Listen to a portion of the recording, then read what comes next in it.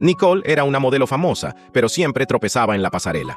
Un día, mientras desfilaba con un vestido enorme, sus tacones decidieron rebelarse y terminó en el suelo como una tortuga patas arriba. ¡Ay, qué glamour!, exclamó mientras el público se reía. Decidida a no rendirse, Nicole tomó clases de equilibrio con Pepón, un gato callejero experto en caminar por bordes estrechos. Entre maullidos y zarpazos, Pepón le enseñó a desfilar con gracia. La próxima vez que Nicole salió a la pasarela, caminó con tanto estilo que hasta los tacones aplaudieron. Al final, Pepón se unió a ella, convirtiéndose en el primer gato modelo de la historia. «La moda es para todos, hasta para los gatos», proclamó Nicole, mientras el público ovacionaba a la peculiar dupla.